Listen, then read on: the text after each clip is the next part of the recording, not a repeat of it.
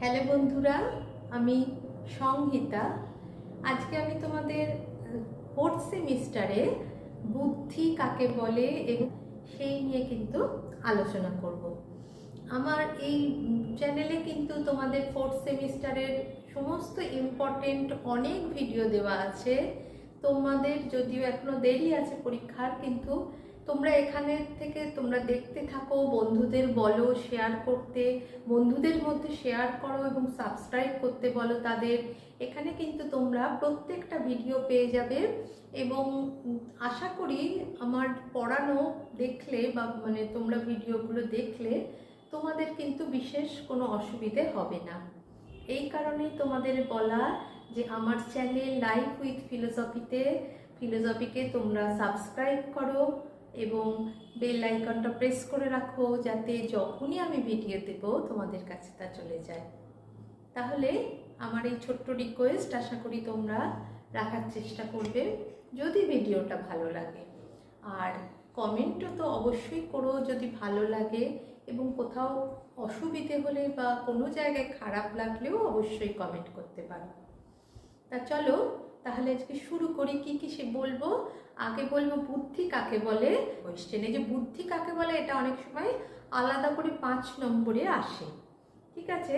যদি বড় প্রশ্নের সঙ্গে 2 নম্বরে আসে তাহলে আমি যে সংজ্ঞাগুলো বলবো তার থেকে তোমরা 2-1টা সংজ্ঞা দিয়ে দেবে, আর আমি তোমাদের 5 নম্বরের অনুযায়ী বড় করে বলে দিচ্ছি যাতে তোমরা সেখান থেকে ছোট করে লিখতে পারো যদি 2 নম্বরে আসে। তাহলে চলো শুরু করি। বুদ্ধি কাকে বলে? বুদ্ধি কি? বুদ্ধি হচ্ছে একটা মানসিক শক্তি। সাধারণভাবে একটা কথায় যদি বলতে চাই, বুদ্ধি হলো একটা মানসিক শক্তি। কিন্তু আরেকটু বিস্তৃতভাবে যদি বলা হয়, কি বলবো, বুদ্ধি হলো একটা মানসিক শক্তি যা কি করে আমাদের পরিবেশের সঙ্গে অভিযোজন বা খাপ খাওয়ানো, পরিবেশের সঙ্গে খাপ খাওয়াতে সাহায্য করে। এটার একটু ভালো কথা হলো অভিযোজন তা করতে সাহায্য করে, এবং আর কি করে, আমাদের চিন্তা শক্তিকে আরো উন্নততর করতে সাহায্য করে। যেটা করে সেটাই হচ্ছে বুদ্ধি। বোঝা গেল যে বুদ্ধি থাকলেই আমরা তো মানুষ বুদ্ধিসম্পন্ন প্রাণী বলে কেন? মানুষ যে কোনো পরিবেশে নিজেকে খাপ খাওয়াতে পারে এবং তার বুদ্ধিটাকে কাজে লাগিয়ে আরো ভালো কিছু করতে পারে, ঠিক আছে। এইবার এই বুদ্ধির কিন্তু বিভিন্ন দৃষ্টিকোণ থেকে, কোনো একটা সংজ্ঞা ওরকমভাবে দেওয়া সম্ভব নয়। মনোবিদরা বিভিন্ন দৃষ্টিকোণ থেকে এক একজন সেই সংজ্ঞাটা দিয়েছে। প্রথমেই যার কথা বলবো তার নাম তোমরা অলরেডি পরিচিত আশা করি, থর্নডাইক। শিক্ষণ সম্পর্কে তার মতবাদ পড়েছ নিশ্চয়ই। থর্নডাইক বলেছেন বুদ্ধি হলো বিভিন্ন বিষয়ের মধ্যে অনুষঙ্গ স্থাপনের ক্ষমতা। অনুষঙ্গ মানে যে যোগাযোগ, পরপর যোগাযোগ, সেই স্থাপনের ক্ষমতাই হলো বুদ্ধি। কিন্তু থর্নডাইকের মতে সমালোচনা করে অনেকে বলেন যে অল্প বুদ্ধি যাদের আছে তারাও কিন্তু অনুষঙ্গ স্থাপন করতে পারে, একটার সঙ্গে আর একটা সংযোগ রক্ষা করা, সেটা করতে পারে। তারপরে সেই জন্য টারম্যান কিন্তু বুদ্ধির সংজ্ঞা দিয়েছেন। কে? টারম্যান। নামগুলো লিখে দিলে তোমাদের সুবিধে, যে তোমরা পরীক্ষার সময় নাহলে স্পেলিং ভুল করবে।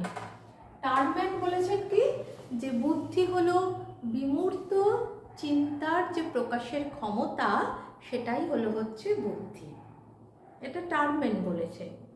আচ্ছা, এরপরে আর কে বলেছেন? এরপরে যারা শিক্ষা সম্পর্কে যে সমস্ত মনোবিদ আছেন যারা শিক্ষণ সম্পর্কে তত্ত্ব দিয়েছেন, তারা বলেছেন যে বুদ্ধি হচ্ছে জ্ঞান লাভের ক্ষমতা। কারণ এটা তো সত্যি কথাই যে বুদ্ধির মাধ্যমে আমরা যার যত বুদ্ধি থাকে সে তত জ্ঞান লাভ করতে সমর্থ হয়, কম সময়ে জ্ঞান লাভ করতে সমর্থ হয়। সেদিক থেকে কথাটা ঠিক। এটা যারা শিক্ষণ সম্পর্কে মতবাদ প্রচার করেন তারা বলেছেন। আর থার্স্টন বলে আর একজন মনোবিদ আছেন। কে? থার্স্টন।